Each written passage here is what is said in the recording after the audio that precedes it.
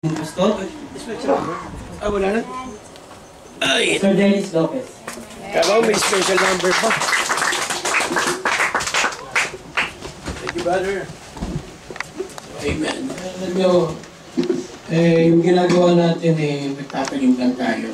Amen. Kung dumating man ang panahon na dumami ang mananampalataya dito, no, hinatid ni Brother Lester yung mga disciple natin, no, 5 yun. So, darating ang panahon, after 5 years, maging 50 yun. Kakalat na rito yun. So, tayo, hindi man tayo ma-recognize ng mundong ito, pero ang Panginoon, yung ginawa natin, alalahanin yan. Amen. Hindi lang sa mundong ito, kundi hanggang sa langit. No? Yun ang kayamanan natin eh. Kasi dito, hindi mo pwedeng ipagyabang kayamanan na, ay, ganda ng Porsche ko, ganda ng kotse ko.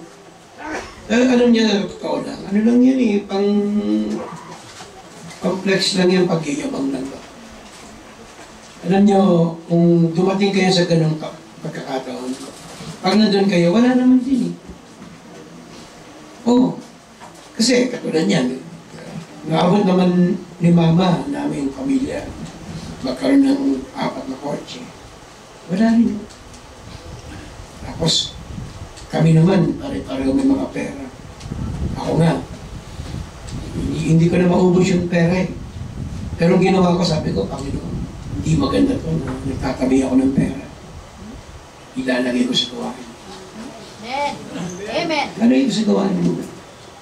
Alam niyo ng mga anak ko, attribute. Alam niyo, kung nakaka-ipon ako ng... Kasi marunong ko mag-ipon ng pera eh. Alam niyo ba yan? Ilang araw ko lang inipon yan eh.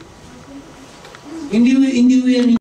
But, hindi kami papaya na maging ganun na ng lahat. Kaya po, dalangin po na ang mga membro ng iglesia ito, yung mga may trabaho, Panginoon, pagpalain mo po. Huwag mo silang pabayaan, manghina. Patuloy mo silang pagpalain. Lahat ng mga may kagalakan nagkakaloob sa iyo at ang nais makaloob na wala pa ngayon. Ingatan mo mga may negosyo, Panginoon.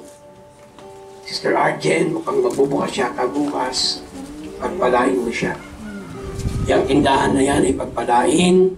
Yan niyo po, Sister Tess. Pagpalain mo po. Ganun din po, Sister Liza. Yung kanyang tindahan, pagpalain mo rin, Panginoon. Huwag mong pabayaan ang mga pagsisikap ng iyong mga anak.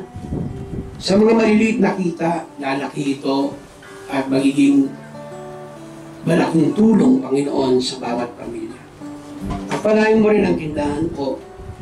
Dinaning, yan po sa church. Pagpalain mo po sa pagkakandaking tulong nito sa iyong gawain.